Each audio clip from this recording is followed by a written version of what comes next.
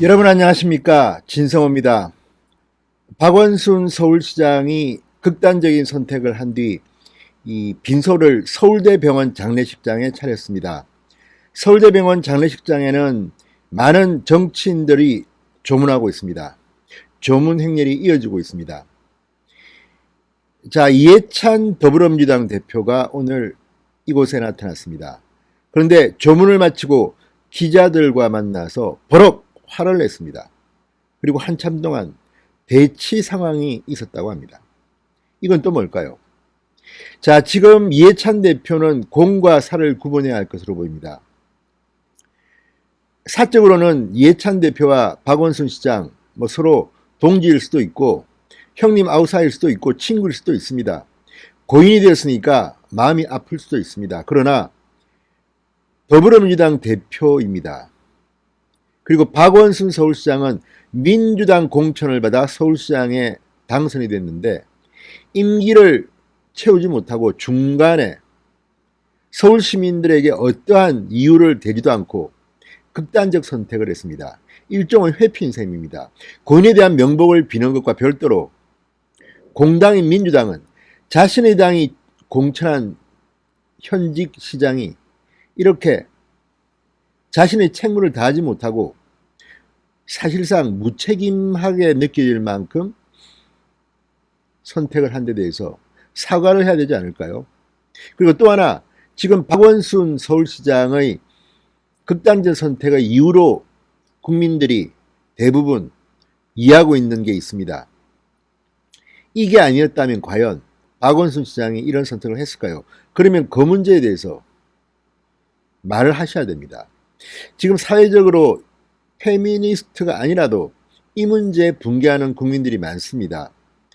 자, 이렇게 스스로 목숨을 끊으면 모든 게 다 해결되는가? 지금 피해자로 보이는 그 서울시 여직원은 그 여직원의 인권은 어떻게 되는가? 지금 2차 피해, 지금 이 여직원을 찾아내라, 신원을 밝혀라, 복수하자 이런 글들이 지금 올라오고 있고 이 고소한 여성을 찾기 위한 작전도 펼쳐지는 것으로 보입니다. 자, 이런 것들을 지켜보는 대한민국 국민들은 대단히 불편합니다.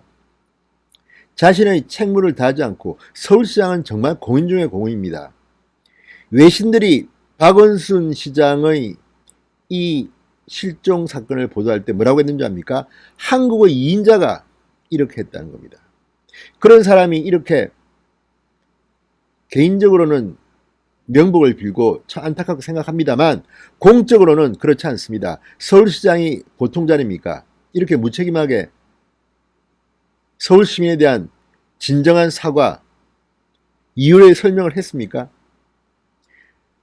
대한민국은 민주주의 국가가 되기 위해서는 이런 부분에서 이렇게 흐지부지해서는 안 된다는 생각이 듭니다. 그런데 공당의 대표인 이해찬 대표가 버럭 기자들한테 화를 냈다는 이 이야기 상당히 유감스럽습니다. 진성호의 융단 폭격 시작합니다. 이해찬 더불어민주당 대표를 융단 폭격합니다. 방송에 앞서 아직 진성호 방송에 구독자가 아니신 분들은 붉은색 구독 버튼 눌러주십시오. 더 좋은 방송으로 보답하겠습니다. 자, 이해찬 대표는 고 박원순 서울시장과 관련해서 70년대부터 민주화 운동을 하면서 40년을 함께한 오랜 친구다. 친구가 이렇게 황망하게 떠났다는 비보를 듣고 참 애석하기 그지없다. 이렇게 말했습니다. 자, 서울 종로구 서울대병원 장례식장에 마련된 박원순 시장의 빈소를 찾은 이 대표는 참으로 안타깝다고도 했습니다. 그러면서 박원순 시장의 과거를 회고했습니다. 박원순 시장의 뜻과 철학이 잘 살아날 수 있도록 저희가 할 수 있는 일을 최대한 뒷받침하도록 하겠다. 그런데 조문이 끝난 뒤 이 대표가 기자들과 만났습니다. 기자들이 이 대표에게 질문을 합니다. 그런데 박원순 시장의 성추행 의혹과 관련된 질문을 받고는 갑자기 버럭합니다. 박 시장의 성추행 의혹에 대해 당 차원의 대응을 준비하고 있느냐 이런 질문을 누가 했습니다. 그러자 예의가 아니다. 그런 걸 이 자리에서 예의라고 하나 최소한 가릴 게 있다. 질문을 던진 기자를 쳐다보며 쏘아붙였다고 합니다. 이 눈에서 광선이 나왔겠죠.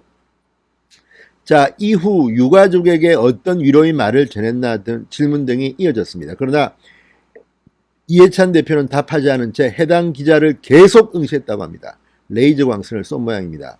자, 이해찬 대표가 화를 사귀지 못하며 대치 상황이 이어지자 당 관계자들이 이를 제지하며 차량으로 안내했다고 합니다. 자, 오늘 민주당은 상당히 충격을 받은 모습이긴 했습니다. 자, 오늘 민주당 최고위원회의, 이 당 지도부는 박 시장의 사망 소식에 애도의 뜻을 표하는 한편 공식 일정 대부분을 취소하거나 비공개로 전환했습니다. 오늘 최고위원회의도 이 당대표와 원내대표가 박 시장에 대한 애도만 짧게 이야기하고 5분도 안 돼서 비공개로 전환했습니다. 비공개로 전환해서 무슨 말을 했을까요? 자, 공인이 되었기 때문에 우리가 상당히 말을 자제하지만 민주당은 적어도 민주당이 공천한 서울시장이 이렇게 시장직을 그만두고 비극적 선택을 한 데 대해서는 책임을 져야 합니다. 또 하나는 이 비극적 선택의 원인으로 지금 우리가 짐작하고 있는 그 사건, 만약에 지금 보도되는 대로라면 상당히 큽니다. 안희정 전 충남지사나 오거돈 전 부산시장 이사능의 폭발력을 가질 것으로 보입니다. 지금 언론에 보도되는 내용만 보더라도 박원순 서울시장은 이번에 고소한 이 전 여비서 외에도 더 많은 여성들에게 성추행을 한 의혹이 있다고 합니다. 다들 용기가 없어서 내가 용기를 내서 고소했다. 지금 정신과 치료도 받고 있다고 합니다. 자, 고인이 됐다고 해서 전부 다 애도의 물결만 나오고 칭송의 말만 나오고 책임 있는 말을 물으니까 이렇게 버럭 화를 냅니다. 이게 지금 대한민국의 현 정치입니다. 이런 식으로 해서 또 장례 기간 동안 박원순을 칭송하면서 지나가겠죠. 그러면 그 피해자는 2차 피해를 당하고 그 여성의 인권은 누가 보상합니까? 자, 지금 정치권도 이런 식으로 전부 다 눈치나 보고 또 미래통합당도 뭐 자제하는 거는 좋습니다만 지금 보니까 어차피 또 뭐 안 그래도 인기가 없는데 또 잘못 말 실수했다가 또 비판을 받을까봐 다들 할 말을 못하고 있는 게 아닌가 싶습니다. 물론 애도를 하고 명복을 비는 것은 당연합니다.